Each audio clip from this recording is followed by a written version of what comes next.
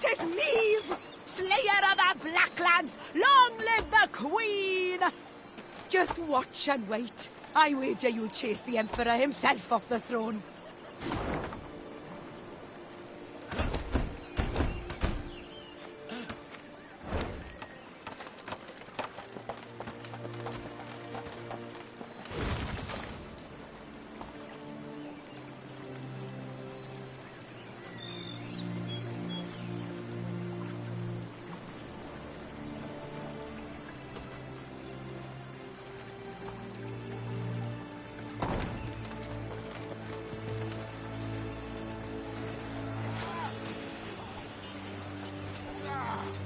The Lyrian army had grown into a great serpent. So much so that riding at the column's tail, Meve could not see its head. Footmen, cavalry, and archers stretched like a glistening snake between two horizons. Meve had come a long way indeed, and she felt proud. Suddenly, Meve heard angry cries and the clash of steel against steel, all at the column's front. Close ranks! To the left! March left! Support the flank! Meve drew her sword, spurred her horse, and galloped forward along the line of troops. Then, through the swirling battle dust, she spotted shimmering golden suns.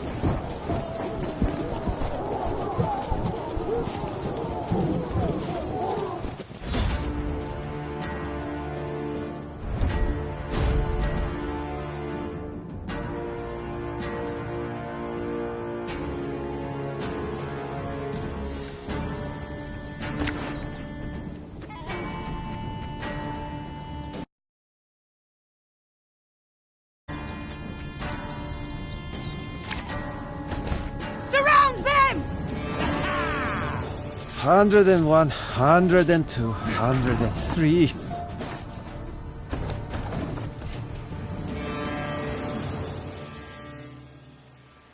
Normally disciplined, determined to an extreme, these Nilfgaardians quickly broke rank and ran. Deserters! Leaderless, Your Grace. A scout reported. Headed south they was, towards the frontier. Chained prisoners now sat along the dusty road. Meve stopped in front of one. He was ragged and unshaven. Flies had taken an interest in his poorly bandaged hand.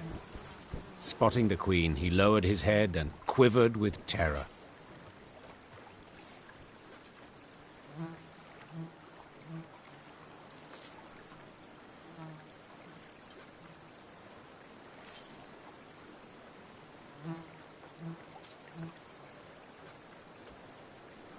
I know you take us for savages, Began Meve, her gaze passing over several scraggy black-clads. but fear not. We shan't flay you alive nor eat you for dinner. And when a truce is signed, you'll be sent home, where I most sincerely hope you'll stay this time. As the Queen mounted her horse, she barely concealed a grimace. Her thighs were sore and chafed, her hands raw from the reins. But she bit her lip and rode on, for the prize was now very near. It was in Aldersburg when it fell. Broke my heart, that did. But not complete. Now we'll take it back.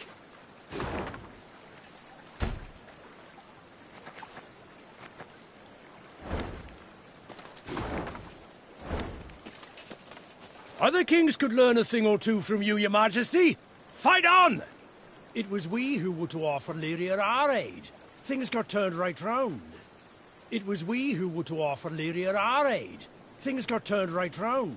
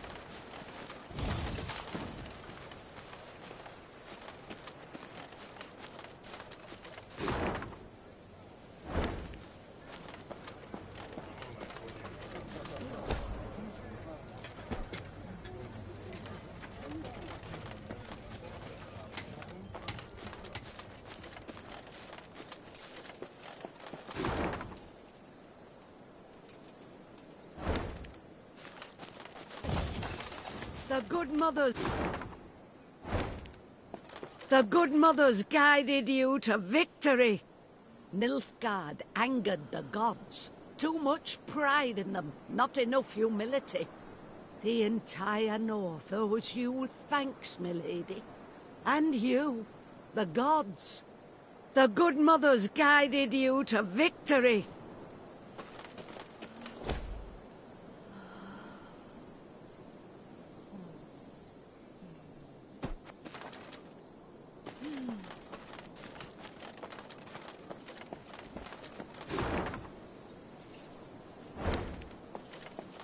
Meve was listening to a scout's report when screams suddenly burst from the prisoner transport. In a moment, Meve bore witness to a truly macabre sight. The Nilfgaardian captives to whom she had recently been merciful lay dead, massacred in cold blood among the camp's tents. Blast it all. Seethed the queen, looking at the bloodied corpses. Those responsible for the deed, peasants from the quarry at Ravenclough, Meve had welcomed into her ranks. The harm they'd endured from Nilfgaardians wielding whips, this was what had festered in their hearts and minds. The Rivians couldn't accept that their oppressors had gone unpunished. So they took matters into their own hands, in defiance of the queen. There's fiends, not folk, cried the peasants, now armed and in uniform. There was old this, plain and simple. It had been justice by a mob, and Meve knew it should not go unpunished. Yet at the last, ignoring her advisor's counsel, she left the former slaves' fate for their commanders to decide. For the queen had grown weary of choosing between two evils, each one darker than the other.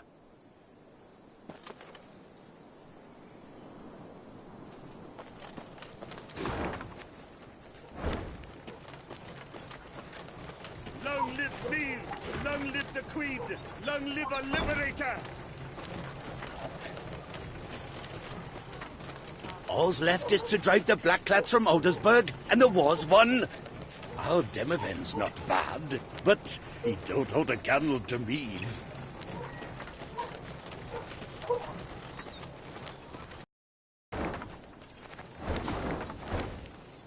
Meve noticed one of her scouts, a certain Corporal Larkin, halt his mount and train his gaze on the woods. Your Grace, I thought I heard something, could have sworn. A whisper, maybe, but... nothing now. It's all gone quiet. I think I might have imagined it, in fact. Imagined? Meve placed her hand on his shoulder. No one has sharper senses than you. If you claim to have heard something, it's worth a closer look. Corporal Larkin saluted, then rode past the trees. Suddenly in shadow, he keenly scanned his surroundings. Something caught his attention. He dismounted, then brushed aside ferns, exposing tracks made in the mud. Your Majesty! He shouted, quickly turning towards the road. Sound the alarm! It's Scoia'd! An arrow whisked through the air, pierced his throat, and suddenly silenced him. Then the forest came alive with cries in the Elder tongue. Elves on the attack.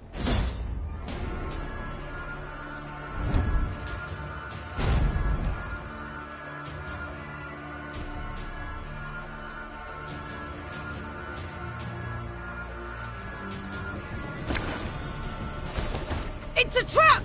2 arms! Show me the coin or sod off.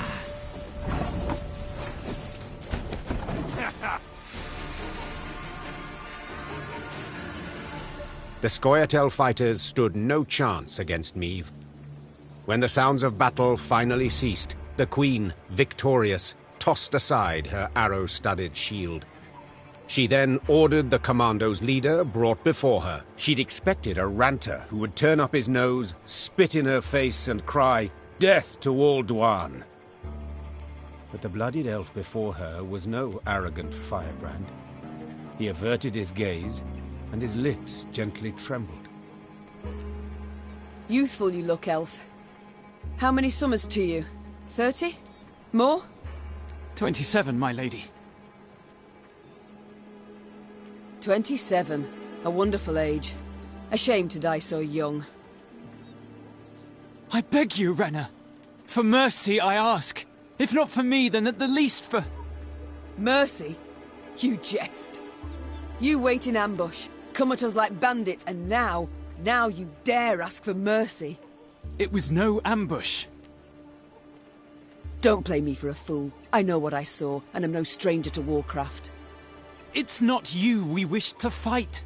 Sverre. Then who killed Corporal Larkin, Werebubs? When we saw you on the high road, we fell back and hid in the wood. We wanted you to pass. Your scout's hearing, very keen. He heard something, then spotted our tracks. You must understand. We had no choice.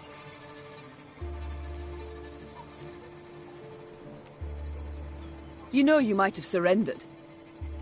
Like Dristan's commando. Is that what you mean? They laid down their arms before an Edirnian general, who ordered them hanged. One and all. If we're to die, we prefer to die bows and swords in hand. Why are you here? Were you to rescue Epdahi? Rescue someone? No, Renna. We flee. The Nilfgaardians have realized they'll lose the war and have renounced us. Without their support, we stand no chance. Demavend has loosed his hounds. They hunt our units one by one. He's offered 50 gold pieces for the head of each Scoia'tael. It's the same in Temeria and Kedwen, if not worse. We wished to join with Yorveth's unit, flee together as far as we could. It was our last hope. Why do you tell me all this? Because you listen still. You've not ordered me killed, so... you've clearly a heart. Eseth Aina Edu. I beg you. So few of us remain. All tired, all wounded. We pose no threat. Let us leave your realm. Let us flee.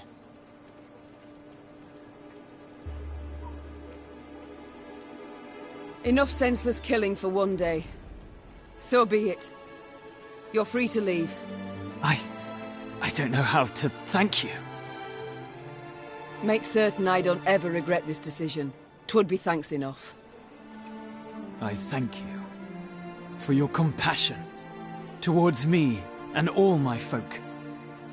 Meve personally unfastened the prisoner's chains as her Lyrians looked on in silence. They did not approve, this was clear. Their displeasure was palpable.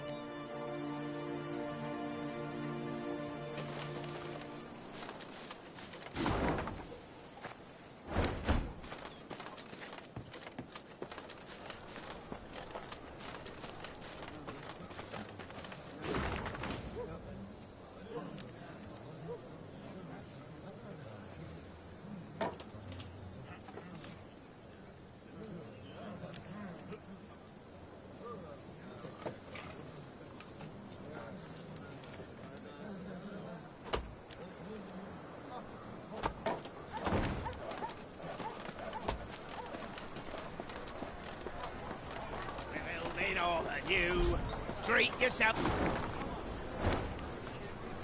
We're building all anew. Treat yourself to our new view. For a better future through and through. First our nations hoist the walls, then we'll revel in its halls. Everyone's doing their part to rebuild the homeland.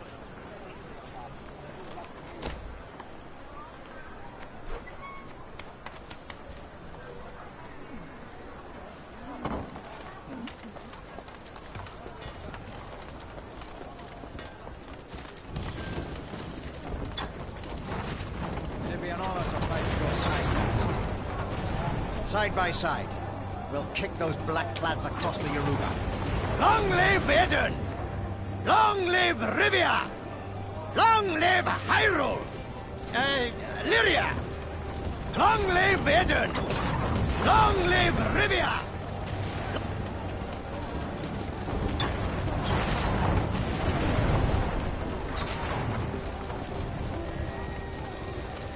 The Lyrian corps neared Aldersburg. Could not have been on a more idyllic day. The sun shone, birds sang, trees rustled in a light breeze. But Meve saw it as she had at the war's start. Walls illumined by a fire's glow, the cries of fleeing civilians, the stench of burning flesh.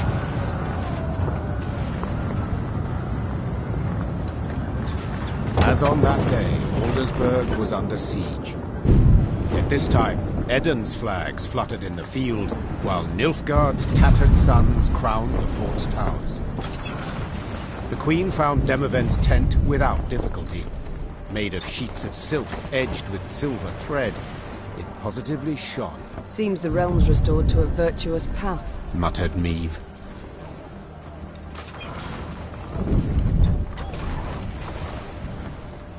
Aha!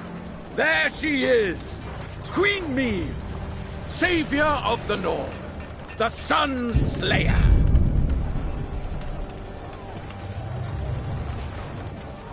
Mockery I don't appreciate. I wouldn't dare. Not my words, those. You've been painted thus in song. Master Dandelion himself wrote a ballad, The Battle for the Bridge. If you take the bard at his word, you're as fierce with a blade as any witcher. Is that jealousy I hear? To be perfectly honest, Meve, it is. For I hadn't the pluck nor resolve.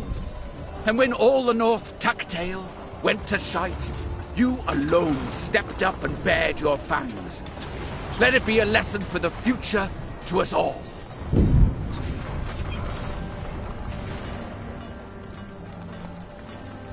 You called out the future. Tell me, how's your son? Baldwin. Oh, growing like a weed he is. And the spitting image of his old man. Good news all, especially given the mother's profession. She's now Countess Demeretta of Gullet, Lady of the Court. Ooh, your lawful wife must be thrilled. Hard to say in truth. I've not seen her in some time. Duty keeps me away, you understand. You work hard, I'm certain. Many a night, too. You might say so indeed. But enough about me. As we're chirping away like two gossips in the field, do tell me, what a villain. What do you think? I tossed him in the dungeon. Justly so. Wisen him up. Make him live on bread and water a bit. A bit? Oh no, my friend. He shan't emerge anytime soon, believe me.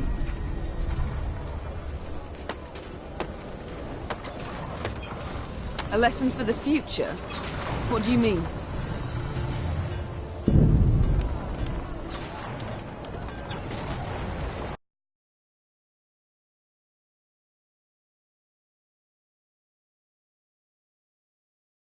My dear, this war won't change a bloody thing, you know. Nilfgaard will be Nilfgaard, the North, the North. We'll sign a truce, the Blackclads will turn tail towards home, but the old borders don't satisfy us so. I'm perfectly satisfied with them, thank you. And I just wish other folk would respect them too. You're one hell of a warrior, but you're no strategist at all. Your perspective, you've got to broaden it. Nilfgaard, we cannot allow it to regain strength and spirit, else we'll face another invasion within a decade or two. Measures are required. Preventive, preemptive, whatever the learned call it. Build an army, a vast one, wait in ambush, and when they least expect it, break their bloody spine. Just think, if we were to join forces... Enough. I don't wish to hear it. Won't even entertain the thought. I'll help you take Aldersburg, but then I'll go home, where, God's willing, I'll live to a ripe old age. As you wish. We can mount the assault at any time, but... But? My scouts report a small Nilfgaardian force approaching from the south. They've stayed off the roads, moved only under the cover of night, escorting someone. Who? I've no notion. Could be a mage. Devilishly unpredictable, that lot. Could wreak havoc in our ranks. Either way, before we rush at the walls, we must make certain they don't reach Aldersburg at all. I shall see to it. Are you sure? You've just arrived. Must be weary after the long journey. An understatement if I ever heard one. But I wish all this to be over, quickly. Niamh set out after the Nilfgaardians immediately, a cavalry escort in tow. Her unmatched scouts, who had led the army through the mountains of Mahakam and Angren swamps, quickly found the enemy's trail. This way, Your Grace. It's not far now. That very same day, Niamh's force caught up to the mysterious black-clad unit. Lyrian riders surrounded the foe, forcing the Nilfgaardians to halt. All fell so quiet, the creaking of taut Lyrian bowstrings could be discerned. The common tongue. Which of you knows it? I do, Your Majesty. You also know who you deal with, I see. What is your name? Kaldvin, Your Majesty. At last. A Nilfgaardian name I can pronounce. So, Kaldwin, it seems this war will reach its end in 2 days' time at the most. 'Twould be silly to die today, wouldn't you agree? It would, milady. Precisely. I've spilled enough blood. I've lost the appetite for more. So, provided you don't give me a good reason to kill you, you'll walk away with your lives. Now tell me. You carry something for General Ebdahi. What is it? A letter. Urgent to the point of insanity, it must be. Who wrote it? The dear Madam Ebdahi? No, Your Majesty. The Emperor. My. A letter from Emir himself. You must be an important person. A noble, or... Yet your uniform is simple, with no discernible distinctions. Who are you truly, Kaldwin? A spy? A simple messenger, Your Majesty. Don't lie. I know messengers, how they travel. Alone, armorless, atop a swift steed. You're escorted by cavalry of the heavy sort. For I often carry orders the recipients don't wish to perform, thus the escort.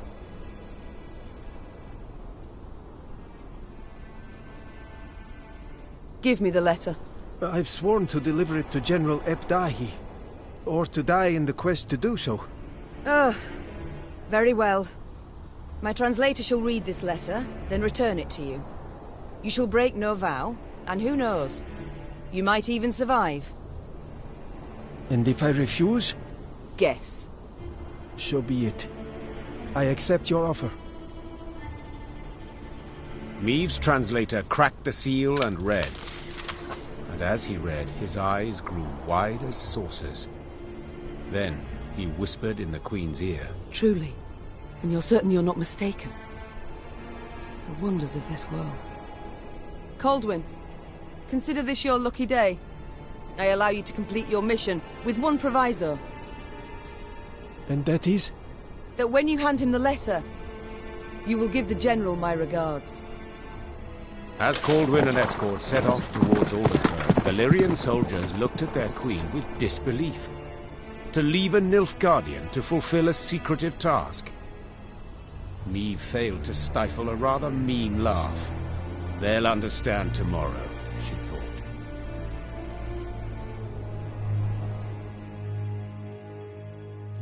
General Ebdahi had prefaced Lyria's and Rivia's invasion with a series of arrogant demands. The Nilfgaardian had been impudent, as he had felt sure he'd achieve a quick and decisive victory. Yet several months on, he too received an ultimatum. One signed by Emperor Emir var Emreis himself. The missive was concise and left no room for interpretation. With General Ebdahi dead, the Nilfgaardian army descended into chaos. The kings of the north, united, took advantage and struck at the foe. Their victory was complete. The Nordling forces cheered their commanders and monarchs, but for none so vehemently as the one queen among them. Many dream of achieving the impossible. Meve had done it. Through wit, determination, and boldness, she had thwarted the Nilfgaardian invasion. The Queen would rule for many more years. Stern, yet ever just. Ah! So a lass saved the North from the Blackclads. That is one way to put it. Well, I'll be damned. And a chap. She find herself one in the end? Leave it be. Bloke's been spinning the tale all night. Story's done. Time we got some shut-eye. Yes. Particularly as we've yet a long road before us. Phew. Throat must be past as old leather after all that. Except, I'm itching to know what happened to the lot of them. Reynard, Gascon. Ah, very well. Whom shall we start with? Willem? Meve never forgave him his betrayal. Left to rot in Rivia's dungeon, his strength and spirit waned until he quietly expired. He was buried in secret. No speeches, no honors. His tomb, a plain one, of roughly hewn stone. Meve spared no expense in bidding Gascon farewell. His peer lords themselves bore the casket, and soldiers in parade dress beat the funeral drums. The Duke of Dogs, a marauder, was interred with honors befitting the truest of royals. Though Nilfgaard owed its defeat chiefly to Meve, in the Empire her name was uttered with utmost respect. Returning soldiers spoke in awed tones of her courage and generosity, referring to her as Gwaedin, the tenacious one. With the advent of peace, tensions waned. Lyria's and Rivia's disparate races seemed to live harmoniously, side by side. The Queen pressed for new laws aimed at curbing oppression. They were a step towards more enlightened rule, yet sadly were habitually broken. And Meve? As I said, she ruled with an iron hand, not fist. Ever alone, ever strong, dousing dissent with commanding gestures. She was beloved, I've no doubt. Yet her subjects always breathed easier when her gaze moved on from them to someone else. And now, if you'd allow me... Course. Leave him be, lads. Let him get some rest. Till the time comes for the next tale.